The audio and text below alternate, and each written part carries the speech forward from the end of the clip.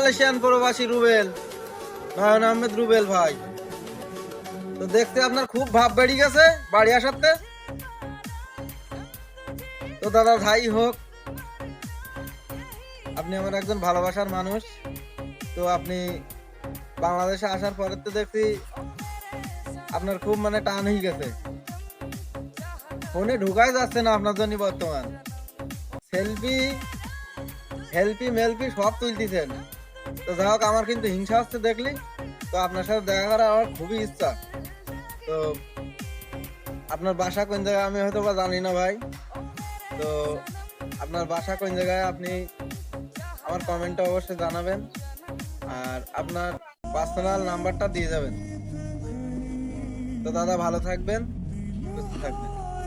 আর আমার ভালোবাসার মানুষেরা যারা আছেন, তাদের ভিতরে যদি কারো জানা থাকে যে নয়ন আহমেদ রুবেল ভাইয়ের বাসা কোন জায়গায়, তো কমেন্টটা অবশ্যই জানাবেন। আর এই ভিডিওটা সর্বোচ্চ পরিমাণ শেয়ার করবেন। ধন্যবাদ।